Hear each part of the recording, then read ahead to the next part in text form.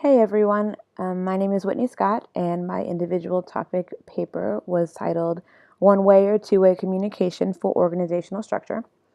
Now, one aspect of strategic communication that I consider ineffective is the practice of one-way communication in organizations that should be utilizing two-way communication.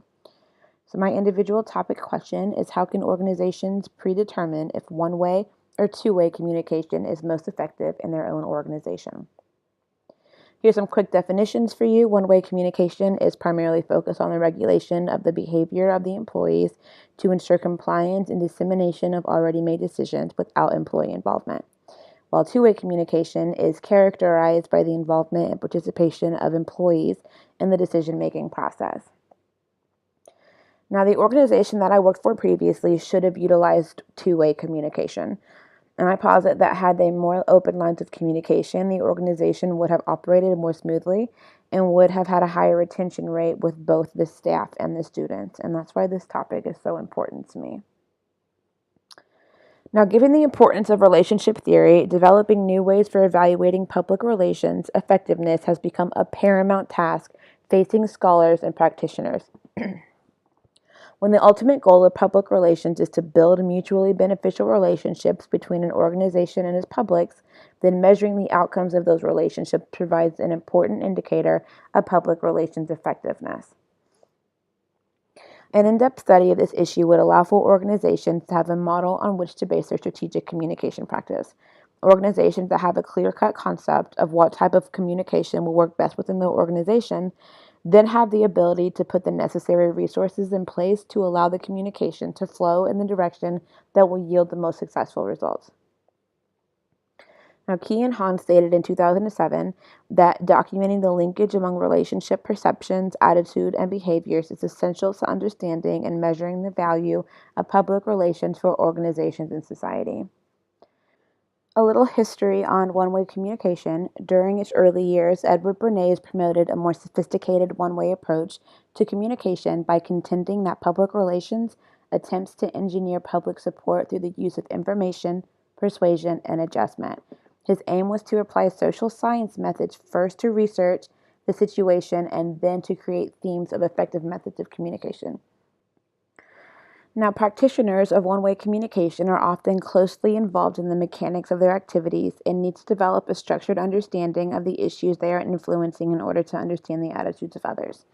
So that's a kind of brief overview of one-way communication. Now, two-way communication, it's important to understand the symmetrical worldview assumes that a norm of reciprocity governs social interactions.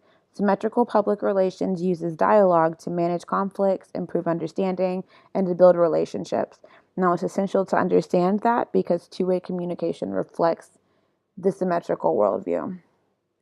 Now, the 1999 study suggested the 6 dimensions of control mutuality, trust, satisfaction, commitment, communal relationships, and exchange relationships to measure organizational public relations.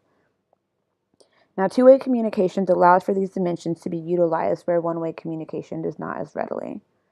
Now, Key and Hahn stated that scholars posit that several relationship cultivation strategies, including access, positivity, openness, sharing of tasks, network, and assurances, can better produce relationship quality outcomes, such as control mutuality, satisfaction, trust, and commitment. They conducted this study in order to find a valid and reliable dimensions on which to measure the health of relationships between the organization and its public. In a 2009 article, they stated that these indicators are continuously found to be essential relational features across diverse disciplines, including interpersonal and interorganizational communication, relational marketing, and public relations. They also asserted that the interpersonal relationship cultivation strategies they identified might be applied successfully to organization public relationships by transforming the focus of the communication strategies from individuals to publics. The cultivation strategy explained were proposed to lead to several relationship quality outcomes, including control mutuality, satisfaction, trust, and commitment. Now that there's a clear understanding of the impact that one-way and two-way communication can have on an organization, there are critical questions that need to be explored further in order for organizations to use this information effectively. First question is, how do businesses determine if they will utilize one-way or two-way communication? And two, do they make that determination before or after the structure has already started to form? There are several organizational types that need to be considered when taking into account the nature of the organization. There are some distinguishing features that lend themselves to requiring one-way communication instead of two-way communication. Now, organizations such as any branch of the military would require one-way communication due to the fact that there has to be a set hierarchy and an understanding that the safety of any unit requires solidarity in the rules and regulations. Another great example of an organization that requires one-way communication is the police force, as mentioned by another student in the class. This line of work also relies heavily on defined structure in order to maintain safety for their employees and the civilians they are meant to protect. Another example is fast food franchises, albeit not an organizational structure that I would normally consider to utilize one-way communication. However, they would have to in order to uphold their commitment to consistency with their products. So while organizations that are relied upon to protect and serve, as well as organizations that promote consistency, are able to utilize one-way communication effectively, there are several types of organizations that require the use of two-way communication in order to function smoothly. Now, in an age where we are taught to always ask questions, to have opinions, and be involved in our organization, it can be critical to the success of an organization to include the feedback and opinions of their staff. According to the 2015 article by Travis Bradberry, co-author of Emotional Intelligence 2.0 and president at TalentSmart, there are 9 common reasons that employees leave an organization. Several of these reasons relate to an employee's feeling as though they are not heard in their organization. He stated that employees have left when they are not being recognized for their contributions to the company, when they feel as though they aren't cared about, when the commitments of upper management aren't being honored, and when upper management don't allow their employees to think outside of the box and pursue their passions. And these are just a few examples. Now, all of these major complaints from employees could be remedied by the use and development of two-way communication within an organization. So during the compilation of my research for this paper, I attempted to find articles that considered the idea that one-way communication was best in organizations. However, there was a struggle in locating research articles that were in agreement with this idea. I was able to discover a number of articles that stated that open and consistent lines of communication and trust that employees build with upper management that derive from successful two-way communication is the best option for most organizations.